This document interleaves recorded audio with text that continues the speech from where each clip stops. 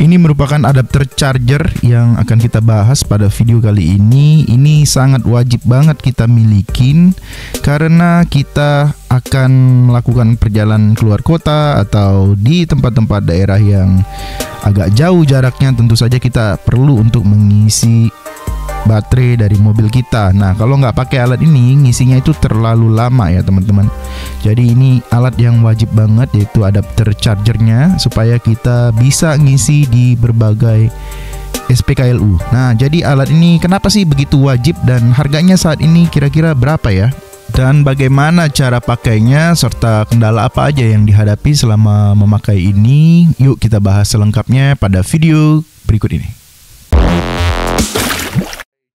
Oke, ini jadi alat yang akan kita pakai teman-teman. Ini yang dimaksud adalah adapter charger untuk Wuling. Nah, yang biasanya portnya Wuling itu GBT, dengan alat ini kita bisa menggunakan dari SPKLU yang menggunakan port CCS2. Jadi bisa kita connect ke mobil kita yang GBT. Jadi dia bisa merubah dari CCS2 untuk jadi GBT. Jadi bisa kita pakai di berbagai SPKLU ya, karena rata-rata semua SPKLU sekarang udah ada CCS2-nya. Jadi kita bisa pakai walaupun punya kita portnya GBT dengan alat ini ya. Nah, untuk alat ini sendiri ini dia mampu sampai 250 kW ya teman-teman. Kekuatannya, powernya. Jadi kita bisa ngisi itu di SPKLU yang 60 kW atau sampai 200 kW juga yang sekarang udah banyak di Indonesia, itu bisa kita gunakan ya. Cuman perlu diingat ya, kemampuan Wuling khususnya di sini Wuling Cloud EV itu cuman sampai 65 kW itu peaknya, peak power yang akan arus yang akan masuk ke dalam baterai gitu ya. Jadi percuma juga kalau kita yang 100 atau yang 200 itu, dia tetap yang masuknya paling peaknya itu di 65an gitu ya. Jadi itu pun nggak 100% dia 65, terus dia akan ada menurunnya. Jadi ada begitu di 90 biasanya udah mulai melambat ya teman-teman cara ngecasnya. Dan ini kalau kita beli produk ini nih, ada kelengkapannya di sini, baterai dan kabel ya, kabel Type-C, dan ada juga dapat USB Type-C juga. Jadi bisa kita untuk update si firmware dari alat ini, dan di sini nanti bisa kita baca kelengkapannya apa aja yang harus kita lakukan, itu bisa kita baca di manual booknya. Nah, ini dia teman-teman sebelum kita akan coba ya. Dan ini enaknya tuh alatnya udah pakai box seperti ini, jadi mau kita bawa-bawa, mau kita taruh di mana juga lebih aman dan juga mudah dibawa-bawa ya teman-teman. Dan yang enaknya lagi nih teman-teman, produk ini tuh udah ada garansinya ya selama 1 bulan. Jadi selama kita pakai 1 bulan itu akan dijamin jika ada kerusakan yang bukan karena kelalaian kita bisa klaim langsung ya teman-teman. Nah, buat kalian nih yang pingin produk ini, kalian bisa cek di linknya di deskripsi video atau di kolom komentar, nanti akan gue tempatkan di sana. Kalian bisa juga cek dan klik langsung untuk melihat harganya juga. Kalian langsung aja klik linknya. Oke, ini dia, langsung aja kita akan coba ya untuk pengisiannya menggunakan adapter ini. Jadi langkah pertama yang mesti kita lakukan dulu teman-teman. Ini kebetulan SPKLU-nya 47 kW ya teman-teman, yang di sini akan kita isi. Jadi pertama ini kebetulan pakainya yang punya PLN, jadi kita isinya pakai PLN mobile dulu. Beli dulu berapa kW yang akan kita isi, kita tinggal kalkulasi aja nih kira-kira baterai untuk Wuling Cloud EV ini kan sekitar 50 sekian kWh ya. Nah, jadi kalau misalnya kurangnya itu sisanya 50%, berarti kita akan mengisi 50%-nya itu sekitar 25 kW yang harus kita kWh yang harus kita beli ya. Nah, jadi setelah kita melakukan pembelian itu belum kita hubungkan dulu tuh si portnya dari SPKLU ke adapter ya. Jadi kita setelah melakukan transaksi kita udah selesai, udah kita bayar, dan kita tinggal menghubungkan dulu adapternya ke mobil. Kemudian kita nyalakan tombolnya, tombol powernya. Setelah lampunya hidup, itu kita hubungkan si port dari SPKLU ke adapter. Nah, kita hubungkan, kemudian nanti biasanya lampu akan berkedip-kedip ya. Kedip-kedipnya itu cepat teman-teman. Nah, setelah kedip-kedipnya cepat, berarti dia udah siap tuh untuk melakukan start pengisiannya. Nah, kita mulai bisa lakukan start itu ya di aplikasinya. Nah, begitu kita udah klik start, biasanya kita tunggu dulu beberapa saat. Jadi dia nggak langsung start. Setelah nanti bunyi nih mesin di SPKLU-nya, dan mobil juga biasanya ada bunyinya ya, ketahuan kok. Nanti kalian bisa rasakan langsung begitu mengisi bunyi si mesin SPKLU. Dan lampu pada adapternya itu biasanya diam, merahnya diam ya, itu berarti dia udah mulai mengisi. Nah, sementara di aplikasi memang kadang-kadang aplikasinya suka terlambat, jadi seolah-olah itu belum masuk ya. Jadi kalau kalian udah ngelihat lampu di adapternya udah diam, itu sebenarnya dia udah masuk. Tinggal nanti misalnya di aplikasinya statusnya belum charging, kalian keluar dulu, di refresh aja, nanti dicek lagi statusnya, biasanya udah charging. Kalau lampu di adapternya udah diam ya tadi. Jadi kalau dia masih kedip-kedip, itu kemungkinan nggak charging ya teman-teman.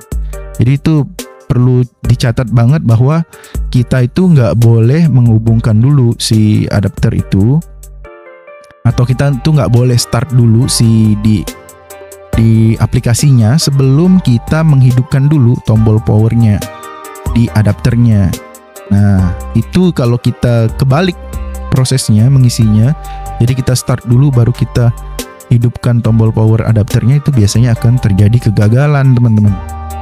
Nah, kalau dengan prosesnya yang benar, biasanya akan sukses tuh, udah mulai jalan ya ngisinya. Jadi sangat mudah banget dengan alat ini. Akhirnya kita bisa jalan jauh dan ngisi itu kita nggak perlu nunggu lama-lama ya teman-teman.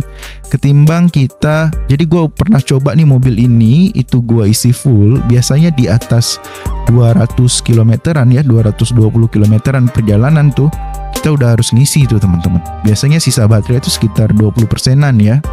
Kalau udah perjalanan 200 km, ini perjalanan siang hari dengan AC biasanya 2-3 ya. Jadi cukup menguras energi si baterainya. Jadi biasanya di 200 kilometeran itu kita udah mulai cari SPKLU untuk ngecas. Nah, bayangin dengan perjalanan 200 km itu paling kita 2 jam perjalanan ya, dengan kecepatan rata-rata 100. Bayangin dengan kecepatan 100 kita 2 jam perjalanan harus ngisi baterai misalnya pakai AC atau AC ya, yang normal aja gitu, yang biasa, bukan yang fast charging. Nah, itu bisa memakan waktu berjam-jam teman-teman. Bayangin, sangat-sangat nggak masuk akal gitu kita berjalan 2 jam sementara kita harus ngisi baterai 4-6 jam. Itu kayaknya agak di luar nurul ya. Agak di luar nalar kita gitu, menghabiskan waktu berjam-jam hanya untuk ngisi baterai. Nah, maka dari itu alat ini, adapter ini tuh sangat penting banget untuk kita milikin. Mungkin sebagian orang akan berpikir, oh gue kan cuman pakai di dalam kota ya, jadi ya ngecas di rumah aja cukup. Ya betul, tapi kan ada saatnya nanti kita itu akan menggunakan kendaraan kita misalnya untuk liburan bersama keluarga. Nah, nggak mungkin dong kita harus balik dulu ke rumah atau menunggu ngecas di SPKLU dengan AC itu lebih lama. Pasti kita akan capek banget ya teman-teman untuk nungguinnya gitu kan. Jadi benar-benar dibutuhkan banget alat ini pada saat ini ya. Apalagi SPKLU yang GBT itu sangat jarang sekali. Ada pun hanya masih bisa dihitung dengan jari aja gitu. Bahkan di showroomnya Wuling sendiri itu rata-rata cuman AC aja, nggak ada yang DC gitu kan. Untuk fast chargingnya nggak ada di showroomnya mereka. Jadi sebagai pengguna Wuling, hukumnya wajib banget gitu ya punya adapter ini gitu, karena biar nggak nyusahin kita kalau lagi jalan atau kita lagi butuh cepet untuk pengisian daya, ya alat inilah wajib gitu. Sebagai pengguna Wuling sih wajib banget ya. Mungkin beda kalau kalian menggunakan mobil lain gitu yang udah CCS 2, itu lebih mudah untuk pengisiannya. Nah, untuk kegagalan sendiri ya teman-teman dalam penggunaan alat ini itu memang kadang-kadang suka terjadi juga. Itu biasanya disebabkan oleh faktor si SPKLU-nya sendiri, mungkin terjadi error. Itu gua alami juga waktu gua perjalanan ke Surabaya di kilometer sekitar 160-an ya kalau nggak salah. Itu gua ngisi di sana, itu alatnya rusak ya teman-teman.